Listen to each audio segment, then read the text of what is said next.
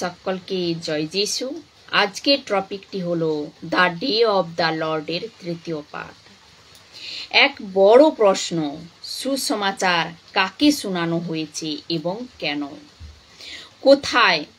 নরকে, অর্থাৎ হেডিসে। বাইরের লোক বলে নরকে, কিন্তু যিশু নরকবালাদের সুসমাচার শোনায়নি। কেন? কেননা মরার পর এক সেকেন্ডও চান্স নেই। মরার আগে সব চান্স রয়েছে, কিন্তু মরার পরে কোনো চান্স নেই। তো যিশু সুসমাচার কাকে শুনিয়েছিল এবং কেন? জবাব হলো, প্রথম পিতর 4:6 বাক্যে বলছে, এই কারণে এই সুসমাচার সেই সমস্ত বিশ্বাসীদের কাছে প্রচার করা হয়েছিল যারা আজকে মৃত, যেন দৈহিকভাবে মানুষের মতো তাদের মৃত্যুর বিধান দেওয়া হলেও ঈশ্বরের মতো তারা আত্মার দ্বারা অনন্তকাল বাস করেন। তো কেইন তোমার ভাইকে কেন হত্যা করেছ? ওর হিসাবে দাউদকে ও জিজ্ঞাসা করবে, এ কেন করেছ? আর বাকি সবাইকে জিজ্ঞাসা করবে, এরকম ওরকম কেন করেছ? কিন্তু বলছে কি, ঈশ্বরের মতো তারা আত্মার দ্বারা অনন্তকালে বাস করে। তো কেননা যে ব্লাড ছিল জানুয়ারির, ও প্যারাডাইস পর্যন্ত পৌঁছে দিয়েছে, আর প্যারাডাইস থেকে পরমেশ্বরের কাছে পৌঁছানো তো যিশুর রক্তই কাজে আসবে। তো বহুতই ধ্যান দিয়ে শুনুন। এবং কেননা যে ল্যাঙ্গুয়েজ আমরা পড়ি ও হিন্দি, ইংরেজি বা বাংলা, কিন্তু লেখা আছে কি সুসমাচার। এ যে ব্লাড এখানে ইউজ হয়েছে সুসমাচারের জন্য, এ গসপল না। ও এ যাকে বলে প্রোক্লেম, যাকে কি বলে প্রোক্লেম। তো গসপল শোনায়নি, গসপল শুনিয়েছে পৃথিবীর লোকেদের। কেদিকে প্রোক্লেম করেছিল বিজয় পাওয়ার জন্য। আর প্রথম পিতর 3:19 বাক্যে বলছি, সেই অবস্থায় তিনি কারারুদ্ধ আত্মাদের কাছে গিয়ে প্রচার করলেন। তো কেদিদের প্রোক্লেম করেছে আর ওদের সুসমাচার প্রচার করেছে, যাকে বলে টেম্পোরারি ব্লাড ছিল। ওকে আমি তোমাদের জন্য প্যারাডাইস পর্যন্ত পৌঁছিয়েছি, কিন্তু প্যারাডাইস থেকে এখন এক এরকম জায়গা যাকে বলে পরমেশ্বরের প্যারাডাইস, মানে কি হেভেন। ওখানে পৌঁছাতে এসেছি। তো এখানে যে ওয়ার্ড ইউজ হয়েছে কেরোসো, যাকে বলে প্রোক্লেম। কি প্রোক্লেম করছে? যে আমি জিতে নিয়েছি মৃত্যুকে। যে বাধা ছিল এঞ্জেলস ওদের ডিক্লার করেছে যে আমি ওই যে মৃত্যুকে জিতে নিয়েছি। মিস্ট্রি খালি। মৃত্যুর পর বিজয়ী হয়েছি। এখন মৃত্যুর অধিকার চলে না, ওদের বলে দিয়েছে। কেননা এঞ্জেলের কাছে ও শক্তি নেই যে ওখানে বসে বসে নিচে কি হচ্ছে তা দেখতে পারবে। স্বর্গদূতের কাছে আর ওদের কাছে ও তাকত বা শক্তি নেই যে নিচে কি চলছে যা দেখে ওরা বলতে পারবে বা ভবিষ্যবাণী করতে পারবে, এরকম কিছু নেই। এ তো ও যে নূহের সময় ক্যাদ হয়েছিল। কেননা ভবিষ্যৎকে জানার শক্তি সির্ফ শুধু পরমেশ্বরের কাছে রয়েছে। তো একে প্রোক্লেম করা জরুরি ছিল। যহুদা বা জুদের পুত্র 1:6 বাক্যে বলছে, কি বলছে দেখুন, আমি তোমাদের স্মরণ করিয়ে দিতে চাই সেই স্বর্গদূতরা যারা নিজেদের আধিপত্য রক্ষা না করে নিজ বাসস্থান ত্যাগ করেছিল, তাদের তিনি ঈশ্বর তাদের তিনি কে না ঈশ্বর ঘোর অন্ধকার কারাগারে অনন্তকালীন সেকলে বেঁধে রেখেছেন আর মহাবিচারের দিনে তাদের বিচার করা হবে অর্থাৎ the day of the Lord. যহুদার এ ছিল। পিতরের প্রথম পত্র 3 অধ্যায় 20 নম্বর বাক্যে বলছি, সেই কারারুদ্ধ আত্মারা বহুকাল আগে নুহের সময় ঈশ্বরের অবাধ্য হয়েছিল। এই দুটো জায়গায় লেখা আছে কি না সুসমাচারে প্রক্লেম করেছে, সুসমাচার প্রক্লেম করেছে। তো সুসমাচার যাকে বলে প্রক্লেম অর্থাৎ কি জীবিত আর মৃতদের দুজনকেই শোনানো হয়েছে। এখন প্রশ্ন উঠেছে কেন না ফিলিপিও 2 অধ্যায় 10 নম্বর বাক্যে বলছে, যেন যারা স্বর্গে আছে যারা মর্ত্যের লোক আর যারা পাতালের তারা সকলেই সেই যিশু নামের কাছে নতজানু হয়, সেই যিশু নামের কাছে নতজানু হয়। তো বন্ধুরা আপনাদের কিরকম লাগছে আপনারা একটু টাইপ করে বলতে থাকুন, কিছু শিখতে পারছেন কিনা। তো বলছে যে যারা মর্ত্যের লোক আর যারা পাতালের তারা সকলেই সেই যিশু নামের কাছে নতজানু হয়। তো লেখা আছে এফেসীয় 4 অধ্যায় 8 থেকে 10 নম্বর বাক্যে লেখা আছে কি না তাই শাস্ত্র বলছে তিনি ঊর্ধ্বে আকাশে উঠে গেলেন, সঙ্গে বন্দীদের নিয়ে গেলেন। এ বন্দী কারা? যারা প্যারাডাইসে ছিল, প্যারাডাইসে। আর মানুষের হাতে তুলে দিয়ে গেলেন নানা বরদান। মানুষের হাতে কি তুলে দিয়ে গেলেন? নানা বরদান তুলে দিয়ে গেলেন। 9 নম্বর বাক্যে বলছি যখন বলা হয়েছে তিনি ঊর্ধ্বে উঠে গেলেন, তার অর্থ কি? তার অর্থ এই যে প্রথমে তিনি নিম্নে অর্থাৎ এই পৃথিবীতে ছিলেন। আর 10 নম্বর বাক্যে বলছি সেই জন যিনি নেমে এসেছিলেন অর্থাৎ কি খ্রিস্ট, তিনি সেই এক যিনি আকাশের থেকেও উচ্চে উঠেছিলেন যাতে সব কিছুই তার দ্বারা পূর্ণ করতে পারেন।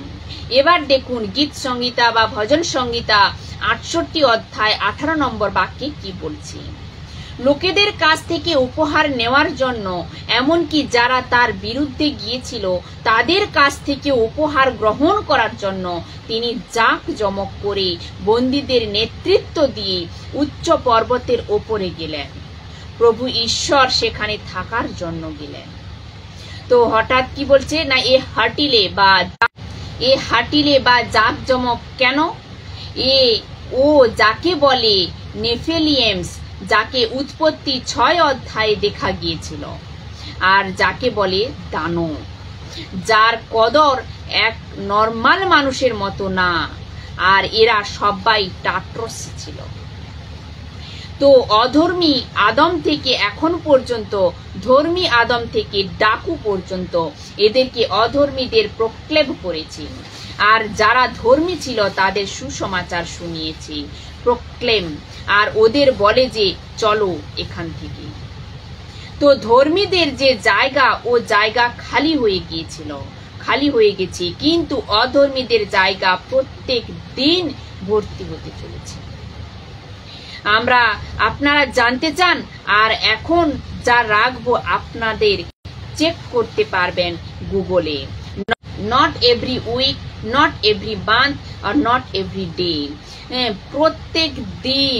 প্রত্যেক দিন কত লোক মারা যায় আপনারা জানতে চান? দেখুন কি বলছি, 1,50,000 কত লোক মারা যাচ্ছে এভরি ডে, 1,50,000 পুরো দুনিয়া থেকে। ভারত কোথায় আছে? আর সব থেকে টপে কে রয়েছে? চায়না, অ্যাকর্ডিং টু 2024 হিসাবে বলছি। চায়নাতে 29,000 লোক মরে, ভারতে 26,000, আর Nigeria 7,500, Russia 5,000, Pakistan 5,500, Brazil 4,000, Germany 3,000, আর ইউনাইটেড স্টেটে 8,000, ইন্দোনেশিয়া 6,000, জাপান 4,500 প্রত্যেক দিন মরে। কোথায় পৌঁছয়? টাট্রসি। আদম থেকে ডাকু পর্যন্ত সবাইকে পরমেশ্বরের কাছে পৌঁছেছে। কবে? ওই দিনে। কোন দিনে? এজন্য তো লেখা আছে ওই দিনে প্রক্লেম করেছে, বলে কি চলো। এর জন্য তো লেখা আছে, কি লেখা আছে? এফেসীয় 4 অধ্যায় 8 নম্বর বাক্যে কি লেখা রয়েছে না, তিনি ঊর্ধ্বে আকাশে গেলেন, বন্দীদের সঙ্গে নিয়ে গেলেন। এবার দেখুন কি বলছে। ক্যাথলিকদের এক কনসেপ্ট রয়েছে। ক্যাথলিকদের এক কনসেপ্ট আছে কি যে লোক মারা যায় ওদের এক প্রকারের টর্চারের মধ্যে দিয়ে নাকি কাটাতে হয়, তারপর যিশু আসে আর ওদের নিয়ে যায়। এখন আপনাদের কাছে প্রশ্ন যে এখন পর্যন্ত প্যারাডাইস উপরে ছিল না নিচে ছিল? আপনারা বলুন, এখন পর্যন্ত প্যারাডাইস উপরে না নিচে? মানে ডাকু পর্যন্ত উপরে ছিল না, উপরে ছিল নাকি নিচে ছিল? তো দেখুন, কিন্তু যে পরমেশ্বর প্যারাডাইস ও উপরে, পরমেশ্বরের যে প্যারাডাইস ও উপরে রয়েছে। প্রুফ দেখুন কোথায় বলেছে, প্রকাশিত বাক্য বা উদ্ঘাটন 2 অধ্যায় 7 নম্বর বাক্যে দেখুন কি বলছে, যার শোনার মতো কান আছে সে শুনুক। কি বলছে? যার শোনার মতো কান আছে সে শুনুক। আত্মা মণ্ডলীগুলিকে কি বলছেন? যে বিজয়ী হয় আমি তাকে জীবন বৃক্ষের ফল খাওয়ার অধিকার দেব। এই বৃক্ষ রয়েছে ঈশ্বরের বাগানে, অর্থাৎ প্যারাডাইসে। তো যে প্যারাডাইস ছিল ডাকু পর্যন্ত ও ছিল নিচে। কোথায় ছিল? নিচে ছিল। আর যে ঈশ্বরের প্যারাডাইস ও হলো উপর। যারা ডাকু পর্যন্ত মরতো ও ওই প্যারাডাইসে যেত, আর যারা ডাকুর পরে মরেছে ও সব উপর। যদি কালকে আপনি মারা যান, আমি চাই না যদি কোনো কারণে মারা যান তো আপনি নিচে যাবেন না, উপরে যাবেন। ওকে সাপোর্টের স্ক্রিপচার দাও, তো নাও সাপোর্টের স্ক্রিপচার। 2 কোরিন্থীয় 12 অধ্যায় 2 থেকে 4 নম্বর বাক্যে দেখুন কি বলছি। আমি খ্রিস্টে আশ্রিত একটি লোককে জানি, 14 বছর আগে যাকে তৃতীয় স্বর্গে নিয়ে যাওয়া হয়েছিল, সশরীরে না অশরীরে তা আমি জানি না, ঈশ্বর জানেন। 3 নম্বর বাক্যে দেখুন, সেই লোকটির ব্যাপারে আমি জানি না, বা আমি জানি, সেই লোকটির ব্যাপার আমি জানি, সশরীরে কি অশরীরে তা আমি জানি না, ঈশ্বর জানেন। এবার 4 নম্বর বাক্যে দেখুন, সে স্বর্গোদ্যানে থাকায় এমন সব বিস্ময়কর কথা শুনেছিল যা নিয়ে মানুষের কথা বলা উচিত নয়। তো পরমেশ্বরের তৃতীয় স্বর্গকে এ পরমেশ্বরের স্বর্গলোক বলে। আর দুটোর ট্রান্সলেশন হলো হেভেন আর প্যারাডাইস, নিচে না উপরে। আদম থেকে ডাকু পর্যন্ত প্যারাডাইস ছিল নিচে। এর প্রুফ হলো যাকুব যখন জানতে পারলো আব্রাহামের বেটা ইসাক, ইসাকের বেটা যাকুব, যাকুবের বেটা জোসেফ যখন জানতে পারলো যে ও মারা গেছে, যাকুব বলল আমি অধোলোকে উতর যাऊंगा, আমি অধোলোকে উতর যাऊंगा। উৎপত্তি বা আদি পুস্তক 37 অধ্যায় 35 নম্বর বাক্যে বলছে, যাকবের পুত্র কন্যারা তাকে সান্ত্বনা দিতে চাইল, কিন্তু যাকবকে সান্ত্বনা দেওয়া গেল না। সে বলল আমার মৃত্যুদিন পর্যন্ত আমি আমার পুত্রের জন্য দুঃখ করে যাব। তাই যাকুব যোসেফের জন্য দুঃখিত হয়ে উঠল। কোথায়? নিচে। আবার বলছি, আদম থেকে ডাকু পর্যন্ত প্যারাডাইস ছিল। কোথায়? নিচে ছিল। প্রকাশিত বাক্য উদ্ঘাটন 14 অধ্যায় 13 নম্বর বাক্যে কি বলছে দেখুন, এরপর আমি স্বর্গ থেকে একটা রব শুনলাম, তুমি এই কথা লেখো, এখন থেকে মৃত লোকেরা ধন্য, যারা প্রভুর সঙ্গে যুক্ত থেকে মৃত্যুবরণ করেছে। আত্মা একথা বলেছেন, হ্যাঁ এ সত্য। তারা তাদের কঠোর পরিশ্রম থেকে বিশ্রাম লাভ করবে, কারণ তাদের সব সৎকর্ম তাদের অনুসরণ করে, তাদের সৎকর্ম অনুসরণ করে। স্বর্গে দ্বার খোলা। প্রকাশিত বাক্য 4 অধ্যায় 1 নম্বর বাক্যে রয়েছে যে স্বর্গের দ্বার খোলা। তো বিশ্বাসী মরে ও কোথায় যায়? প্যারাডাইসে, উপর যে প্যারাডাইস, নট হেভেন, হেভেনে যাবে না, হেভেনে যাবে the day of the Lord এর সময়। কিন্তু যে অবিশ্বাসী মরে, ও কোথায় যায়? নিচে। ও কোথায় যায়? নিচে। আর ওখানে যে গেছে ও আর ফিরে আসবে না। ওখানে পড়ে পড়ে এখানকার জীবন বহতি মনে হবে। যদি চলে যায় কেউ এখানে ওকে লেগেছিল, উনুনে আমার ইগোকে হার্ট করেছিল, আমার খারাপ করেছিল, আমার পেছনে লেগেছিল, এরকম বলেছে, ওরকম বলেছে, আপনাকে এসব কোনো কিছুর মাইনে রাখবে না, এসব কোনো কিছুর মাইনে রাখবে না। এখন অন্তে অর্থাৎ লাস্টে একটি কথা বলি, যতটা পারেন 50 বছর হয়তো আপনি বাঁচবেন। এই 50 বছরে আপনি ক্যালকুলেট করুন, যে যদি না করেন তো কাম সে গেয়া। এখানে স্বামী স্ত্রীর সঙ্গে ঝগড়া হচ্ছে, স্ত্রী স্বামীর সাথে ঝগড়া করছে, বাবা মার সঙ্গে ঝগড়া করছে, বাচ্চার সাথে, পাস্টারের সাথে, চার্চের সাথে, রাস্তায়, পার্কে, ওয়াচম্যান, দুধবালা, পেপারবালা, আর না জানি কারাদের সঙ্গে কম ঝগড়া করছে। ওখানে কেউ কাজে আসবে না। ওখানে পড়ে পড়ে এরকম লাগবে, কাশ 50 বছর যদি ক্যালকুলেট করতাম বা 50 বছর প্ল্যান করে জীবন কাটাতাম, তো এখানে হয়তো কখনো পৌঁছাতে পারতাম না। এখন অন্তে একটি কথা বলি, যে এই ঘটনাকে বুঝুন। কোন ঘটনা? এই কোন 3 ঘটনা? দেখুন, প্রথম হচ্ছে 2 পিতর 2 অধ্যায় 4 নম্বর বাক্য, যারা পাপ করেছিল সেই স্বর্গদূতদেরও ঈশ্বর ছাড়েনি, তিনি তাদের নরকে পাঠিয়েছিলেন। ঈশ্বর বিচারের দিন পর্যন্ত অন্ধকারময় গড়ে তাদের ফেলে রাখলেন, এখানেও ছাড়েনি।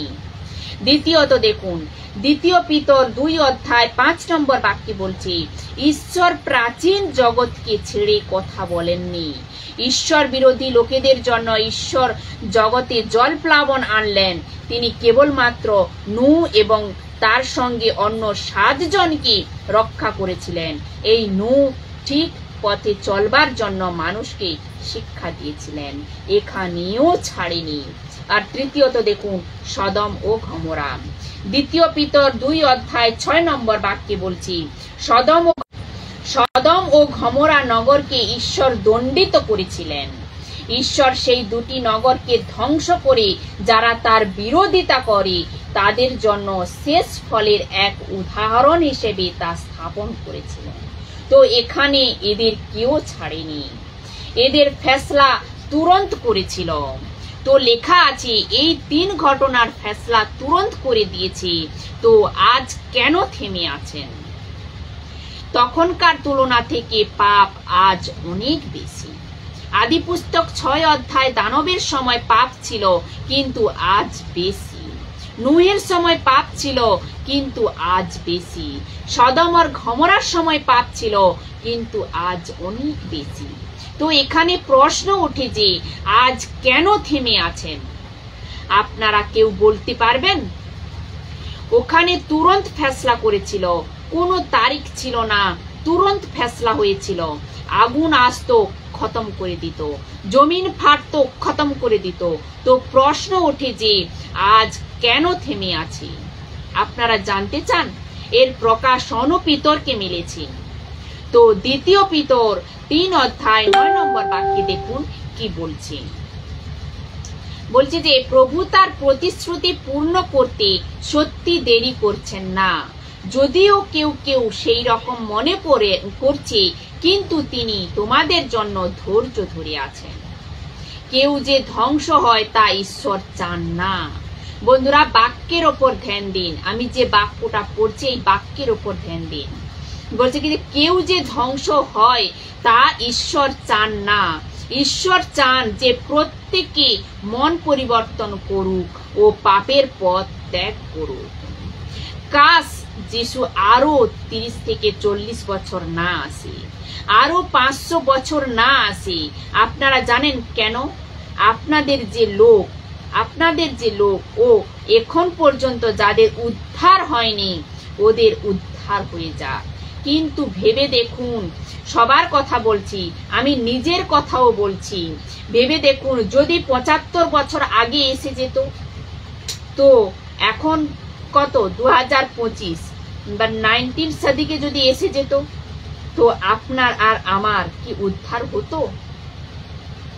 আমি 97-এ জন্ম হয়েছি, আপনারা জানেন, আপনারা না জানি কবে জন্ম নিয়েছেন।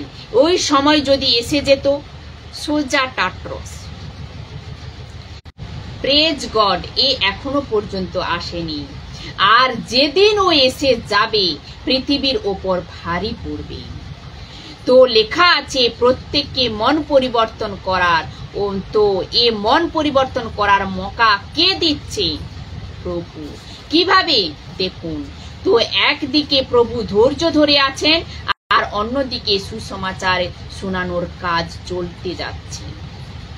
আর এ হচ্ছে কি হচ্ছে? 2 পিতর 3 অধ্যায় 3 নম্বর বাক্যে দেখুন কি বলছি। প্রথমত তোমাদের বুঝতে হবে পৃথিবী শেষ হয়ে যাবার আগের দিনগুলিতে কি কি ঘটবে। লোকেরা তোমাদের উপহাস করবে, তারা নিজের খেয়াল খুশি মতো মন্দ পথে চলবে। এর অর্থ হলো প্রভু ধৈর্য ধরে আছেন, আর আমরা বাক্য শোনাচ্ছি। আর তৃতীয়ত গ্রুপ বলছে কি, এ তোমাদের যিশু কোথায়? এ তোমাদের যিশু কোথায়? এ তোমরা হালেলুইয়া বালা, তোমরা যিশু বালা, তোমরা ধর্মান্তর বালা, এ সব কিছু শুনতে পাবেন। এরকম টাইমস, এরকম লাগে কি, এরকম টাইমে এরকম লাগে কি, প্রভু এসে যাও, এদের আক্কেল ঠিকানে লাগাও। তো আপনারা জানেন প্রভু কি বলছেন? मसीह के राजदूतेर जन्य परमेश्वर प्रोटोकल की ओ दुख उठाए। परमेश्वरेर प्रोटोकल की ना ए दुख उठाए, সহ্য করে। বলছে যে তনুশ্রী, কেননা রাজদূতের জন্য এই প্রটোকল পিতরকে উল্টো দিকে ঝুলিয়ে মেরেছে, পিতরকে উল্টো দিকে ঝুলিয়ে মেরেছে, স্টিফানকে পাথর ছুঁড়ে মেরেছে, পৌলোর গলা কেটে দিয়েছে। এ রাজদূতের প্রটোকল। পরমেশ্বর থেকে সহ্য করো, পরমেশ্বরের থেকে সহ্য করো। আপনাদের বদনাম হয় তো সহ্য করো, এখানে তকলিফ হচ্ছে তো সহ্য করো। অফকোর্স আপনি যখন আপনার পুরনো বন্ধুদের দেখেন, একসাথে যখন পড়তেন, ও টাটা বিড়লা টাইপ বেনে গেছে, আর আপনি ঝোপড়িতে গরিব হয়ে রয়েছেন। প্রভু বলছে কি, সহ্য করো। পয়সা কিভাবে কামাবো, ওর জন্য টাটা বিড়লাওয়ালা কিভাবে বানবো, ওর চক্করে আপনার 50 বছরের জীবন। এর জন্য পৌলো বলছে যে যা কিছু রয়েছে ওতেই খুশি থাকো, কেননা 5 কোটিপতি একসঙ্গে মারা গেছেন, 2 জন তো টিকিট নিয়ে গেছে মৃত্যুর। ও কোন জাহাজ ছিল? টাইটানিক। কোন জাহাজ ছিল? টাইটানিক। আর ও নিজে বেনে গেছে টাইটানিক, ব্লাস্ট হয়ে গিয়েছিল। ওকে কি কোটি কোটি টাকা বাঁচাতে পেরেছে? মুকেশ আম্বানির পিতা লাখো পয়সার মেশিন নিয়ে এসে ওকে শ্বাস দিয়ে দেয়, ও তো ফেল হয়ে গিয়েছিল। বলুন, আর বাদশাহ সেকেন্দর ও কোথায় পেয়েছে? ওকে কোথায় পেয়েছে আমি জানি না, কিন্তু ও লেখা আছে বাইবেলের ভেতরে।